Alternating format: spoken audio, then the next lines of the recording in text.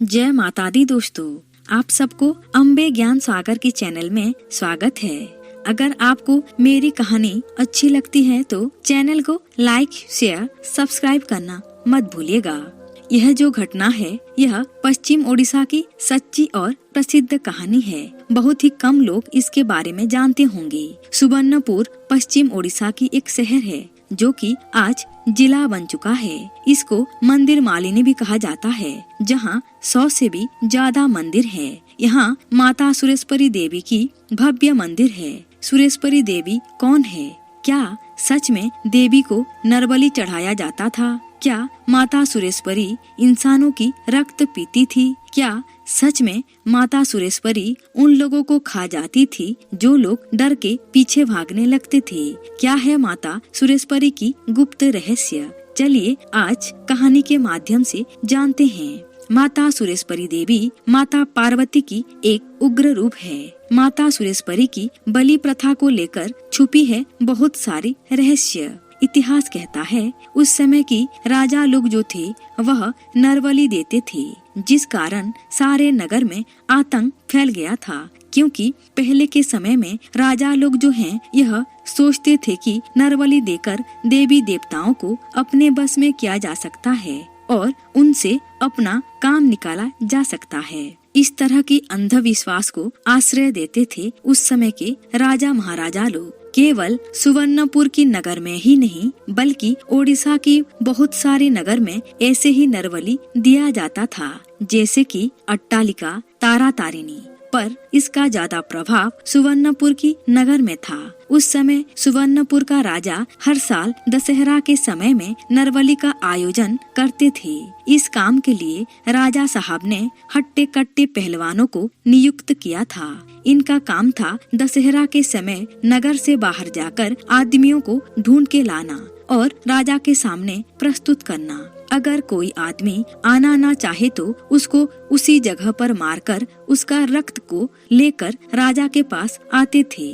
उसी रक्त को माता सुरेश्वरी को चढ़ाया जाता था। राजा इतना चालाक था कि अपने नगर के आदमियों को नहीं बल्कि बाहर के आदमियों को लाके बलि चढ़ाता था। वह नहीं चाहता था कि अपने ही नगर में बदनाम हो और उसके मान सम्मान की हानि हो जाए। ऐसे ही दशहरा के महीने में राजा ने अपने पहलवानों को इंसानों की खोज में चारों दिशाओं में भेज दिया। अब जो पहलवान थे उनको कोई भी मनुष्य नहीं मिला। वह सब सोच में पड़ गए। अगर बलि देने के लिए कोई इंसान नहीं मिला तो राजा साहब उन पहलवानों में से किसी एक को बलि चढ़ा देंगे। यह सोच के उन लोगों ने एक बकरी को मारकर उसका रक्त को राजा के पास ले आए। यह जो राजा था यह इतना हैवान था कि पहले खुद उस रक्त को चखता था। क्या यह इंसानों का रक्त है या कोई जानवर का? अब पहलवानों ने क्या किया कि जो बकरी का रक्त था उसमें नमक मिलाकर राजा के पास ले आए।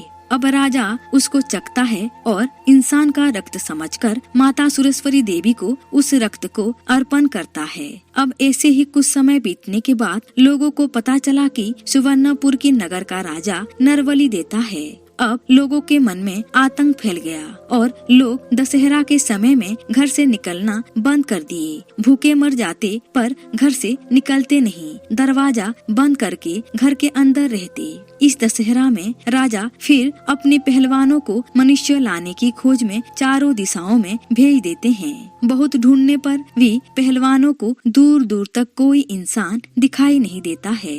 अब राजा यह सब कुछ सुन के चिंतित हो पड़ते हैं और सोचने लगते हैं कि इस बार मैं माता को क्या अर्पण करूं।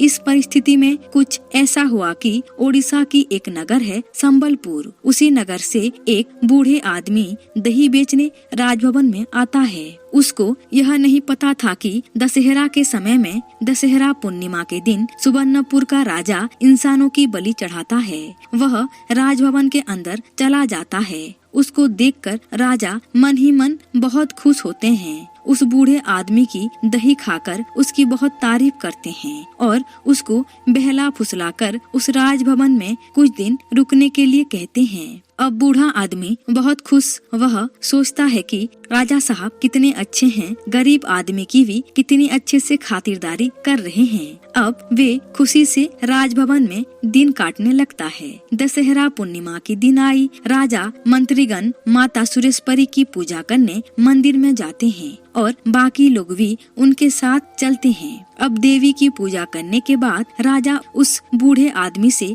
कहते हैं, आप भी माता के दर्शन कर आओ। अब बूढ़े आदमी को किसी भी प्रकार का कोई संकट का आभास नहीं था। खुशी से माता के दर्शन करने मंदिर के अंदर चला जाता है। जैसे ही वह अंदर प्रवेश करता है, उसी क्षण राजा अपने सैनिकों को गेट बंद करने के लिए आदेश देते हैं। अब तुरंत ही सैनिकों ने बाहर से दरवाजा बंद कर दिया। अब बूढ़ा आदमी यह सब देख चौंक जाता है। जैसे ही उसने हाथ जोड़कर माता को प्रणाम किया, उसी वक्त उसने देखा कि माता सुरेश्वरी की जो मूर्ति है, उसका मुंह खुला हुआ उस बूढ़े आदमी की तरफ उसका रक्त पीने के लिए दौड़ी चली आ रही है। अब बूढ़े आदमी वह भयानक दृश्य देखकर भयभीत हो गया। वह मंदिर के अंदर इधर उधर हथियार ढूंढने लगा, पर उसको वहाँ कुछ नहीं मिला। अब वह क्या करे, उसे कुछ सूझ नहीं रही थी।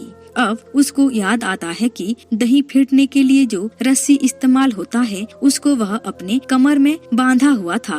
अब वे तुरंत ही उस रस्सी को कमर से निकालकर मूर्ति के पीछे जाकर उस रस्सी से गला को कस के पकड़ लेता है और दही जैसे फेंटते हैं वैसे ही गला को फेंटने लगता है और कहता रहता है, तू सुरेश्वरी देवी है तो मैं समलेश्वरी देवी हूँ, तू सुरेश्वरी देवी है तो मैं समलेश्वरी देवी हूँ। यह जो माता समलेश्वरी देवी हैं, यह पश्चिम उड़ीसा की इष्ट देवी हैं। यह भी माता पार्वती की एक उग्र रूप है। यह जो बूढ़ा आदमी माता समलेश्वरी का परम भक्त था। रस्सी से गला को घिसने के कारण उस मूर्ति में से जोर जोर से आवाज निकल रही थी। यहाँ राजा साहब मंदिर से आती हुई आवाज को सुनकर मन ही मन खुश हो रहे हैं। सोच रहे हैं कि मैंने जो इंसान की बलि चढ़ाई है, इससे माता सुरेश्वरी बहुत खुश हैं। जब मंदिर से आवाज आना बंद हो गया, मंदिर के पुजारियों ने राजा को अंदर जाने की अनुमति मांगी और राजा साहब को कहते हैं कि अब तो वह आदमी मर चुका होगा,